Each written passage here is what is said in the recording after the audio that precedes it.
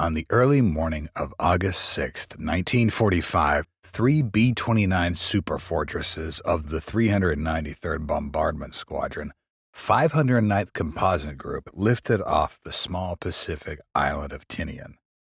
One of these B-29s was piloted by Colonel Paul Tibbets Jr. and had modified bomb doors to carry just one bomb. Tibbets and his crew would be tense for the next 6 hours on their mission to the Japanese city of Hiroshima. Blissfully unaware, the people of Hiroshima started their first day of the school week. As usual, the schoolyard was bustling with life as students gathered for the beginning of their classes. Despite the country struggling with the atrocities of war, none of these people felt directly threatened.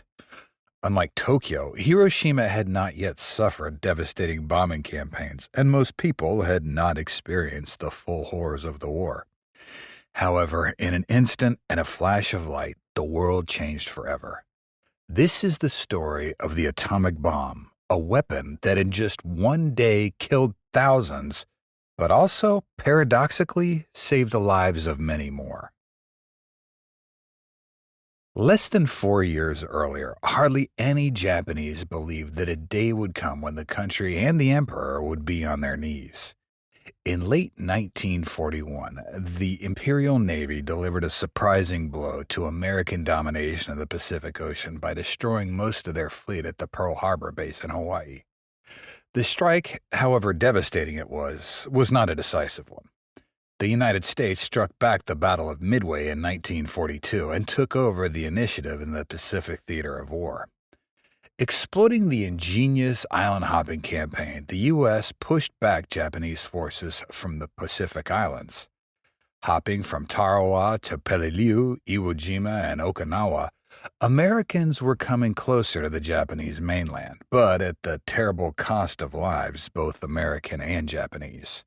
At Okinawa alone, an island of 466 square miles, U.S. forces suffered over 12,000 deaths and 3 times as many wounded.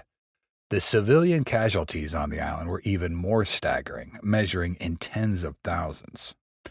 The worst thing was the Americans were yet to invade the Japanese mainland. Operation Downfall was estimated to result in millions of casualties, with up to 800,000 American soldiers killed. The Japanese were prepared to fight to the death. It was a grim perspective for both sides in the war. However, Americans had an ace up their sleeve, which they believed could save them from the misery of invading Japan: the atomic bomb. The story of building the atomic bomb dates back to the late 19th century when scientists began researching the structure of the atom, discovering it consists of electrons, protons, and neutrons.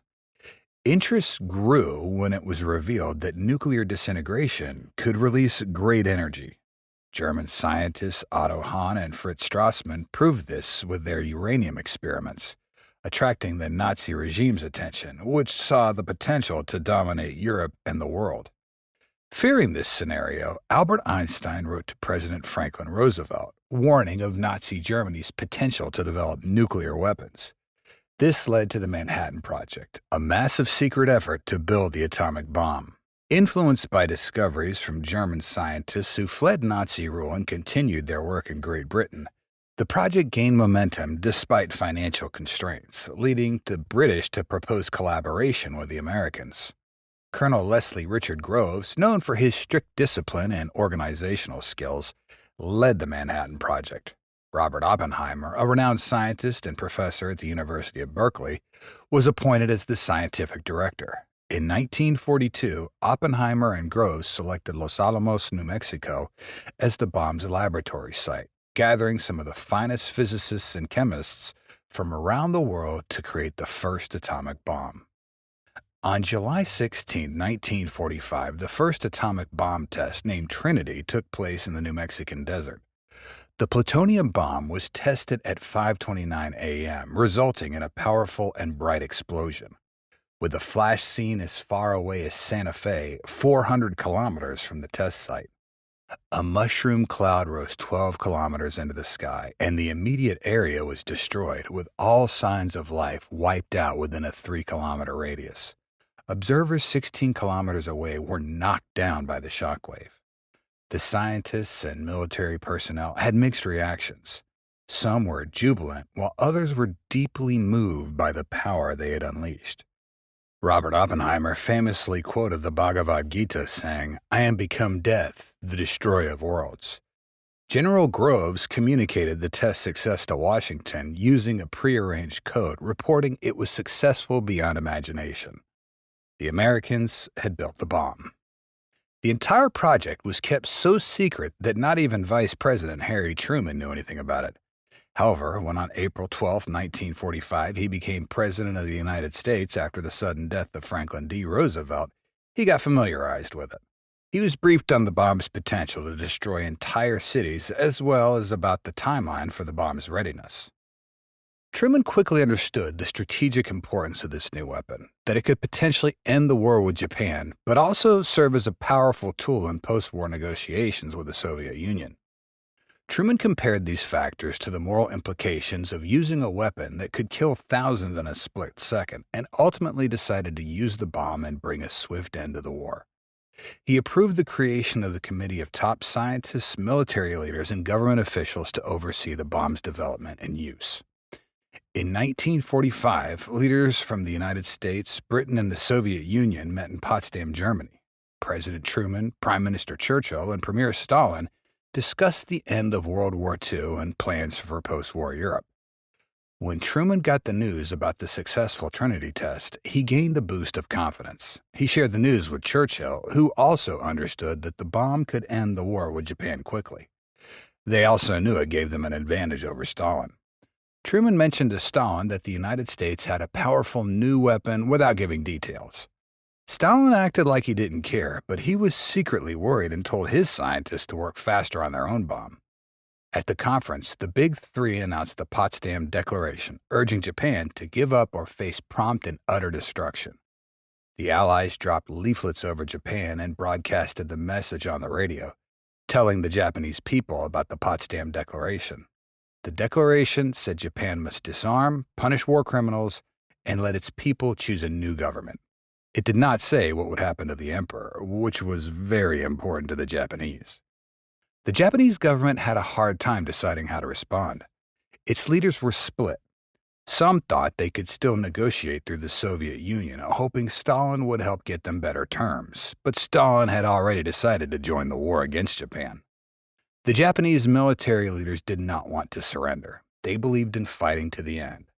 War Minister Anami and other hardliners thought surrendering would be dishonorable. They feared the Allies would punish the emperor and destroy Japan's soul. On July 28th, Prime Minister Suzuki officially said Japan would ignore the declaration and fight on. The statement was reported worldwide as Japan's rejection of Allied demands. The newspapers said Japan would not surrender, and the Allies took this as a final answer. President Truman and his advisors felt they had no choice but to use the atomic bomb to force Japan to surrender. Even before the Trinity test and the Potsdam Conference, a special target committee was formed to discuss optimal targets for deploying atomic bombs in Japan. The criteria for target selection were clear. The targets should have sentimental value to the Japanese, possess military significance, be mostly intact, and be large enough for the bomb's magnitude. Hiroshima emerged as a prime candidate due to its status as the largest untouched target and its exclusion from previous incendiary attacks. It was also surrounded by hills that were likely to produce a focusing effect which would considerably increase the blast damage. Another city considered for the bombing was Kyoto. However, War Secretary Henry Stimson opposed its selection due to the city's cultural heritage, having visited Kyoto with his wife in 1926. Ultimately, the Target Committee set its sights on the cities of Hiroshima and Kokura. The city of Kokura on Kyushu Island was picked due to its significant military presence. It housed one of Japan's largest arsenals, including military vehicles, heavy naval guns, and reportedly poison gas. The committee decided to strike Japan without prior warning. While some members suggested a non-combat demonstration, the majority believed this would be utterly ineffective and unimpressive. The aim was to ensure the psychological impact was spectacular, which was why the plane carrying the bomb was instructed to aim for the city center to maximize the impact of the destruction. In the end, a decision was made to strike Hiroshima on August 6, 1945, and Kokura on August 11, 1945. On Monday, August 6, 1945, the citizens of Hiroshima awoke expecting an ordinary day. It was a beautiful summer day. Skies over the city were perfectly clear with no clouds in sight. Only a tiny silver spot flashing in the morning sun spotted by citizens here and there. It was so distant in the sky that no one believed it could pose any threat at all. The tiny silver spot was the underbelly of the B-29 bomber named Enola Gay, carrying an atomic bomb nicknamed Little Boy. At 8:15, its pilot pulled a lever and sent uranium-235 gun-type fission bomb directly over the center of Hiroshima. The bomb fell silently for 43 seconds before detonating at 1,900 feet above the ground. A blinding flash of light lit up the sky, followed by an immense explosion that released a destructive force equivalent to 15,000 tons of TNT. The weapon exploded directly above Shima Hospital, in the center of Hiroshima, instantly killing all patients, doctors, and nurses. The impact was immediate and catastrophic. The temperature at the center of the explosion reached several million degrees Celsius, causing the air to ignite. A fireball expanded rapidly, engulfing everything in its path. Buildings, trees, and people within a 1-mile radius were instantly vaporized. Those who were further away suffered severe burns as their clothes and skin caught fire from the intense heat. The explosion generated a shockwave that flattened buildings within a 2-mile radius. In seconds, Hiroshima was transformed from a bustling city into a landscape of ruin and ash. The sky above Hiroshima was filled with thick, black smoke that blocked the sunlight, creating a spooky darkness in the middle of the day. In the days following the bombing, Hiroshima was a scene of unimaginable devastation. Survivors wandered through the ruins, many with severe burns and injuries. Their clothes were burned off, and their skin hung in shreds. They cried out, searching for missing family members and friends amidst the rubble. Many bodies were unrecognized. On August 7th, the day after the destruction of Hiroshima, American bombers flew over major Japanese cities, dropping millions of leaflets. The message on them was clear. We are in possession of the most destructive explosive ever devised by man. A single one of our newly developed atomic bombs is actually the equivalent in explosive power to what 2,000 of our giant B-29s can carry on a single mission. This awful fact is one for you to ponder, and we solemnly assure you it is grimly accurate. We have just begun to use this weapon against your homeland. If you still have any doubt, make inquiry as to what happened in Hiroshima when just one atomic bomb fell on that city. Before using this bomb to destroy every resource of the military by which they are prolonging this useless war, we ask that you petition the Emperor to end the war. You should take steps now to cease military resistance. Otherwise, we shall resolutely employ this bomb and all our other superior weapons to promptly and forcefully end the war. Evacuate your cities. The Japanese military was aware of the devastation and sent reports to Tokyo, but these were not shared with civilian cabinet members. They attributed the destruction to conventional bombings. However, the news of the Hiroshima destruction reached the Minister of Foreign Affairs, Shigenori Togo, who took the situation far more seriously. Togo argued for a swift surrender according to the Potsdam Declaration, believing that the atomic bomb had made continuing the war impossible. However, War Minister Korichika Anami and other hardliners still strongly opposed immediate surrender.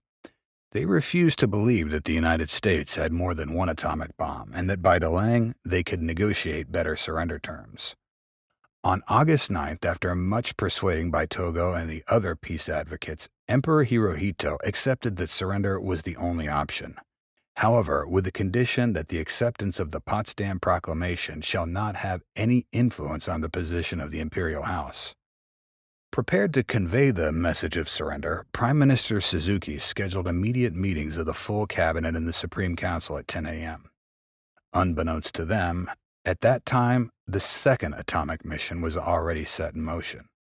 Without President Truman's explicit consent, General Groves decided to accelerate the attack from August 11th to August 9th due to favorable weather. His Soviet Union declared war on Japan and set its troops in motion in Manchuria. The Americans needed to act fast before the Soviets could gain significant victories. Before dawn on August 9th, a blast killed over 39,000 people and destroyed hospitals, schools, and homes, including the Hiroshima Cathedral, where 50 Catholics were waiting for confession. Within a kilometer radius of the blast, no living creatures survived. Hiroshima National Elementary School was destroyed, killing 1,400 of its 1,500 students. The Mitsubishi Steel and Arms Factory was reduced to rubble, though its underground torpedo works survived. The people of Nagasaki were vaguely aware of the Hiroshima bombing.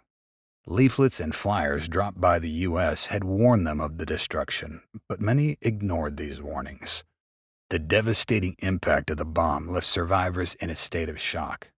Fires broke out, consuming what little remained standing. Black rain fell, which helped extinguish some fires, but also contributed to spreading the radioactive fallout. President Truman received news of the bombing with a somber reaction. While he publicly justified the use of the atomic bomb as a means to end the war swiftly, he privately grappled with the moral implications of sending 200,000 people to death, a number that doubled in the following 2 to 4 months. Despite the destruction of Hiroshima and Nagasaki, the hardliners were still refusing to surrender. Influenced by his advisors and the dire situation, Emperor Hirohito decided to intervene directly. He convened a meeting and expressed his opinion that Japan should accept the Potsdam Declaration to save its people from further disaster. Following the meeting, the Japanese government prepared to announce their acceptance of the Potsdam Declaration, with the sole condition that the emperor's position be preserved. On August 15th, Hirohito addressed the nation over the radio, marking the first time many Japanese heard their emperor's voice. He explained the decision to surrender, citing the atomic bombings and the Soviet invasion as key reasons. This broadcast marked the end of World War II. In the immediate aftermath of the atomic bombing, American public opinion was largely supportive. American President Truman provided strong justifications for using the atomic bombs on Japan. He argued that the bombs ended World War II quickly and saved hundreds of thousands, if not millions, of American lives by avoiding a land invasion of Japan. However, despite the initial widespread approval, there was a noticeable moral debate as people were horrified by the mass killing of civilians. American church leaders had mixed reactions. Some saw the bomb as a divine tool given to America to punish the wicked, while others condemned the mass killing of non-combatants. The Federal Council of Churches called the atomic bombings morally indefensible and a grievous sin against both God and the Japanese people. Influential publications like the Christian Century published articles condemning the bombings as war crimes, which resonated with many readers who shared this sentiment. Over time, as more information about the devastation and radiation effects became known, public opinion began to shift. By 1947, the number of Americans who approved of the bomb had significantly decreased. This changing perspective reflected a growing awareness of the bomb's destructive power and the ethical questions surrounding its use. The scientists who developed the bomb experienced deep moral reflections after the war. Many felt guilt and regret for creating such a destructive weapon. Oppenheimer, in particular, expressed concerns about the future use of nuclear weapons. He warned that if these weapons were added to the arsenals of warring nations, they could lead to global destruction. He called for international control of nuclear weapons to prevent future conflicts. Despite all moral concerns, President Truman said he never regretted his decision, stating multiple times that he would do it again if faced with the same situation. By dropping bombs on Hiroshima and Nagasaki, he put an end to the war that took millions of lives across the globe. However, what he maybe didn't realize at the time was that he opened the door to the nuclear age in which countries developed a completely new approach to warfare and diplomacy. In years after the war, realizing the new age had arrived, the Americans focused on building a strong nuclear arsenal to maintain their global power. However, it all changed on August 29, 1949, when the Soviets successfully tested their first atomic bomb. From that point on, the two countries would enter a terrifying arms race heavily influenced by nuclear weapons. Both countries were investing enormous resources in building more powerful and numerous nuclear weapons to ensure they could respond to any attack.